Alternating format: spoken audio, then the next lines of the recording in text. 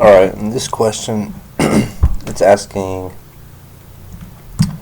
graph the function and determine the values. Let me change colors to graph the following function and determine the values of x for which the function is continuous. Explain. So graph the following function and determine the values of x for which it is continuous. Alright, so this gives us f of x is equal to x cubed plus 3x squared over x plus 3 for x is not equal to negative 3. So for all values for x is not equal to negative 3. And then here it says when x is equal to negative 3, y is, or f of x is 9. So I could have, in the last one I didn't enlarge in the graph, so this time I kind of took something. I couldn't really graph it on here, but I just wanted it for show purposes, and I'm going to go ahead and try and graph the main graph. It's not going to look very good, but I'm just going to try to get the main qualities of it. Let's see. That's a very ugly graph, but anyway. So that's a larger version anyway, and you can see they're all the same, roughly. So it's just like blah blah, and then it says okay, so choose the correct graph below. And this one, the only thing you can really tell the difference is where these little holes or where these dots are, right? So it's saying for when x is negative 3, this is not working. So we're gonna have some kind of encumbrance at negative 3. And so this one has a hole. So if that was this one, let's see. So x is negative 3. This isn't drawn to scale, but 1, 2, 3. So let me just write that. Negative 3. Okay, so x there's a hole here on this particular graph, or at least typically. So we can take these two out right here. This one, because this is x is positive 3, right? And there's nothing to do with positive 3 here at all. It's just negative 3. So these two are no good.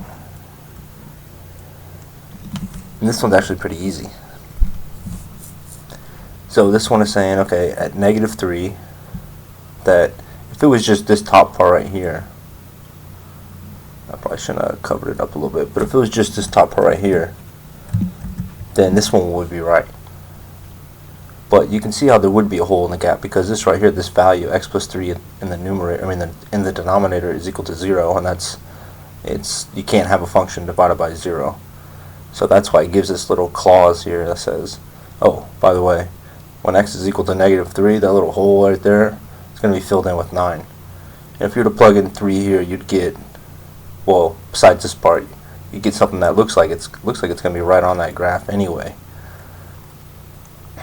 So normally we just take this little hole, I guess, and fill it right in. When x, we just draw this graph, put a little hole in between the graph, and then at negative 3 we go up to 9. Maybe it's a little off, maybe it's a little under, and we just plot it.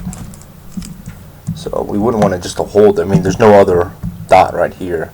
If it was up here, you can even have 3. We saw in the graph on, I think, the first question. It's like, well, it was like 3 down below, or like 4 below, like right here. You can have a graph here, you can have it here, you can have it there, you can have it right on there like it looks like it is.